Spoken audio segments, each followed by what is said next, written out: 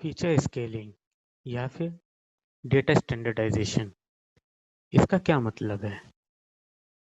Feature scaling का मतलब है कि हम इंडिपेंडेंट वेरिएबल की जो वैल्यू रेंज है उसको हम स्टैंडर्डाइज कर रहे हैं।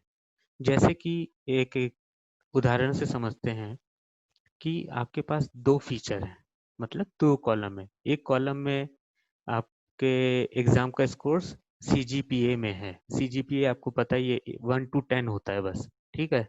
और दूसरी तरफ एक दूसरा फीचर है जिसमें मान लीजिए कि सैलरी है। अगर salary again it will go from 1000 to lakhs even crore as well. तो उससे क्या होता है कि दोनों के रेंज में इतना ज़्यादा जो डिफरेंस हो जाता है उसके कारण कि कुछ एल्गोरिदम सही से काम नहीं करती हैं। तो फीचर स्केलिंग इसलिए ज़रूरी हो जाता है। और जब रेंज में इतना ज़्यादा फर्क होता है, जब वो स्टैंडर्डाइज नहीं होती है, उसके कारण कुछ एल्गोरिदम टाइम भी बहुत ज़्यादा लेती हैं। जितना टाइम लेना चाहिए उससे बहुत ज़्यादा टाइम लेती है प्रोसेसिंग पावर में। इसलिए हम फीचर स्केलिंग यूज़ करते हैं। इसका सेकंड पॉइंट क्या है? It is perform during data pre processing to handle highly varying magnitude और वैल्यूज और यूनिट्स। वही मतलब है कि हम डेटा प्री प्रोसेसिंग के टाइम पे इसको यूज करते हैं ताकि कोई भी डेटा किसी भी टाइप का हो, चाहे कोई भी मैग्नीट्यूड हो, चाहे वो e⁻ सम पावर ही क्यों ना हो, 10⁻ समथिंग, आई मीन कितना भी बड़ी रेंज क्यों ना हो, हम उसको स्टैंडर्डाइज करते हैं। इसका जो फॉर्मूला है वो है x minus mu upon sigma. इसको हम कैसे, म्यू क्या है? मीन है, मीन वैल्यू मतलब average value of full column क्या है। एक्स जो पर एक वैल्यू है उसको मीन में से माइनस करके स्टैंडर्ड डेविएशन से डिवाइड कर देते हैं, तो इस तरीके से हमको एक वैल्यू मिलती है। That is called data standardization. Disadvantage, इसका डिसएडवांटेज नहीं है। अगर ये नहीं है तो दिक्कत क्या है, वो है कि कुछ एल्गोरिदम जैसे कि ग्रेडियंट डिसेंट एल्गोरिदम क्या होता है, जो वैल्यूज हाई होती है उसको वो ज़्यादा प्रायोरिटी देती है। Like higher and consider small values as the lower values. मतलब जो स्मॉल वैल्यूज होती है, मतलब CGPA है वो 1 से 10 की रेंज में है और सैलरी है वो लाख की रेंज में है, तो वो सैलरी को बहुत ज़्यादा इंपॉर्टेंस देगी, हायर इंपॉर्टेंस देगी, जो करेक्ट नहीं है। इसलिए हम डेटा स्टैंडर्डाइजेशन करते हैं।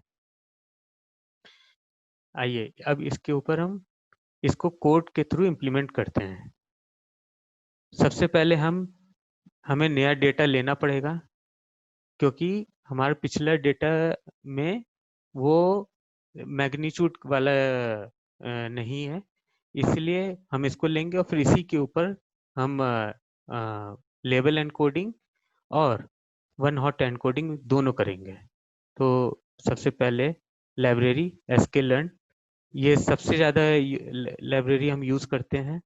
इंपोर्ट प्री प्रोसेसिंग, ठीक है, ये हो गया। अब इसके पहले पांडास भी इंपोर्ट कर लेते हैं। Import pandas SPD। अब इसके बाद पहले डेटा लेते हैं हम। Exam data is equal to pd.read CSV। इस तरीके से हम CSV फाइल रीड करते हैं। हमारा सारा डेटा डेटा डायरेक्टरी के अंदर है। इसके लिए डेटा प्री प्रोसेसिंग फिर एग्जाम डॉट CSV और इसको कोड कह,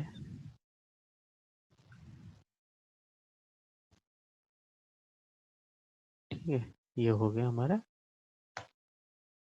एक बार प्रिंट करके देख लेते हैं कि हमारा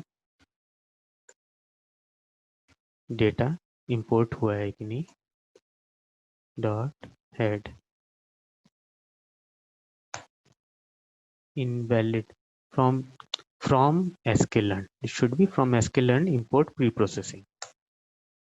फिर से कोई एरर आ गई है, does not exist। क्यों एग्जिस्ट नहीं कर रही है?